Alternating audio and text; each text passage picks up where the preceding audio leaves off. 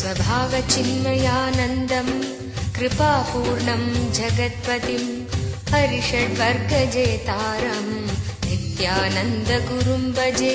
स्वभावचिन्मयानन्दं कृपापूर्णं जगत्पतिं हरिषड्वर्गजेतारं नित्यानन्दगुरुं भजे.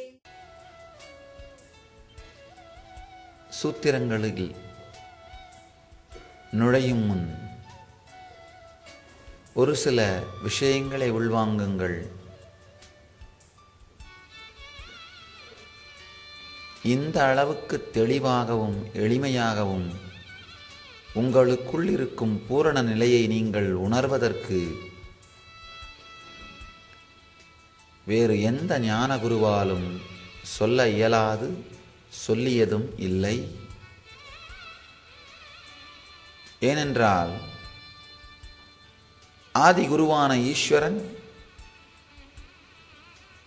ஞானத்தை உணர்த்துவதற்கான சூத்திரங்களை முதல் முறையாக மட்டுமல்லாமல் முழுமையாகவே வெளிப்படுத்தி விடுகின்றார். இந்த நூல் ஒருவர் ஞானமடைவதற்கான நூல் மாத்திரமல்ல, உலகிலே ஞானமடைவதற்கான பலாயிரக்கணக்கான சம்பிரதாயங்கள் உருவாவதற்கான ஆராய்ச்சி தொகுப்பு இந்த நூல். இந்த நூலிலே வெளிப்படுத்தப்பட்டிருக்கின்ற, இந்த சூத்திரங்களில் வெளிப்படுத்தப்பட்டிருக்கின்ற 112 தியான முறைகள், ஒவ்வொரு தியான முறையும் ஒரு மதத்தையே, ஒரு சம்பிரதாயத்தையே உருவாக்குகின்ற திறனும் சக்தியும் படைத்தவை.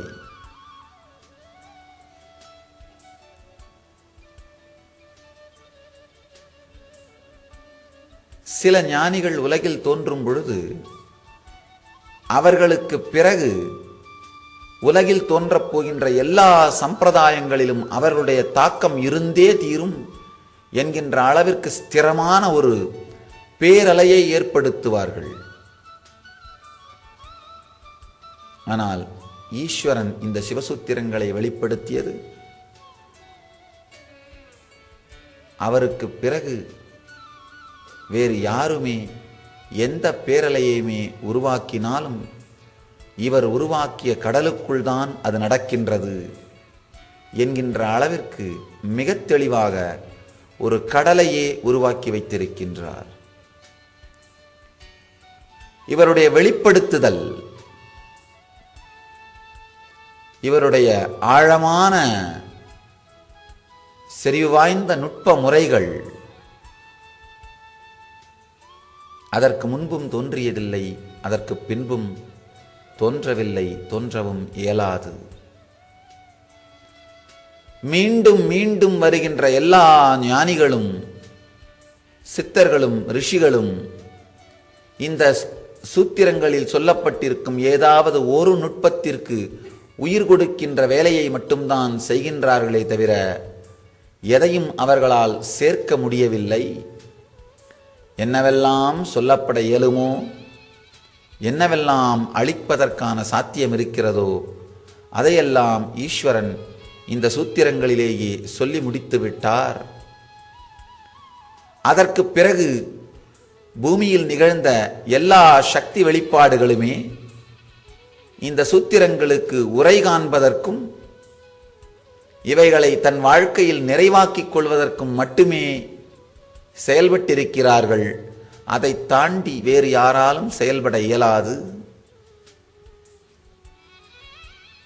ஆன்ம ஞான அறிவியலுக்கு மிக தெளிவாக நிலையும் நிறையும் எல்லையும் வகுத்து வைத்த சாத்திரம் இந்த சிவசூத்திரம்.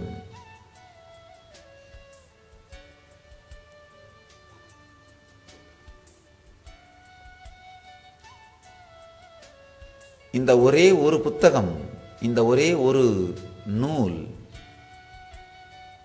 பிரபஞ்சத்தின் உணர்விற்குள், பிரபஞ்சத்தோட கான்ஷியஸ்னஸுக்குள்ள ஏற்படுத்தி இருக்கிற தாக்கம் வேறு எந்த நூலாலும் எந்த சாத்திரத்தாலும் ஏற்படுத்த இயலாது. சில நூல்கள் சமூகத்துறையிலே மிகப்பெரிய தாக்கத்தை ஏற்படுத்தி இருக்கும்.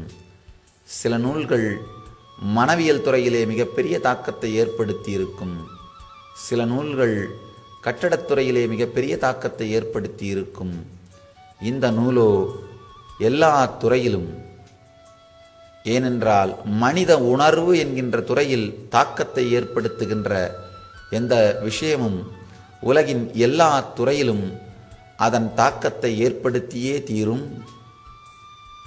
இந்த நூல் மனிதகுலத்தின் உணர்விற்குள்ளே மிகப்பெரிய தாக்கத்தை ஏற்படுத்தி இருக்கின்ற நூல். மிக தெளிவாக, மிக எளிமையாக மனித உணர்வின் உச்ச அனுபவத்தை உடனடியாக உணர்த்தக்கூடிய சக்தி இந்த சூத்திரங்களுக்கு உண்டு.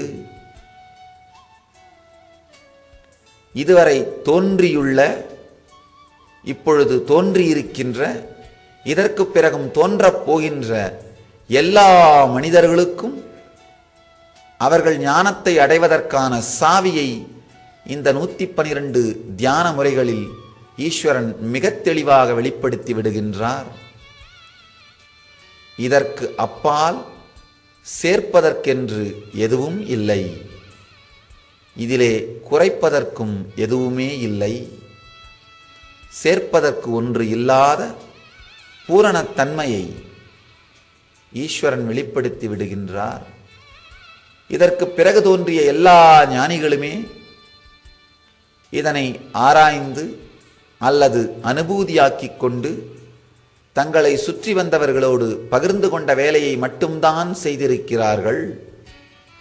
ஆனால் அடித்தளமான சூத்திரம் ஈசனால் மிக தெளிவாக இந்த சூத்திரங்களின் மூலமாக வகுக்கப்பட்டு விட்டது. மீண்டும் அதை நேரடியாக கேட்பவர்கள், கேட்கும் பாக்கியம் பெற்றவர்கள் புண்ணியசாலிகள்.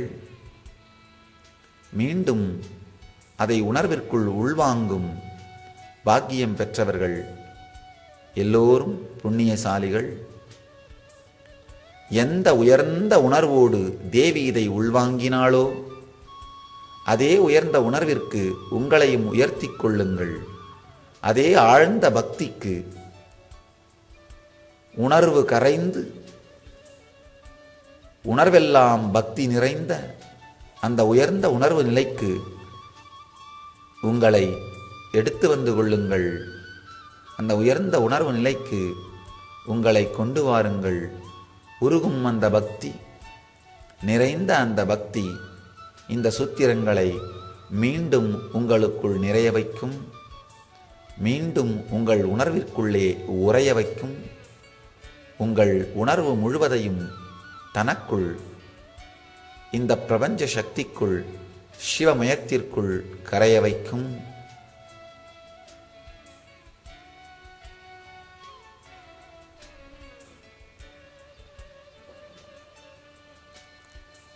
எத்துணை வார்த்தைகளால் விளக்கினாலும், எத்துணை வார்த்தைகளால் சொன்னாலும் இந்த சூத்திரத்தின் சக்தி, இந்த சூத்திரத்தின் முழுமைத்தன்மை வார்த்தைகளால் விவரிக்க இயலாதது, வார்த்தைகளுக்கு அப்பாற்பட்டது.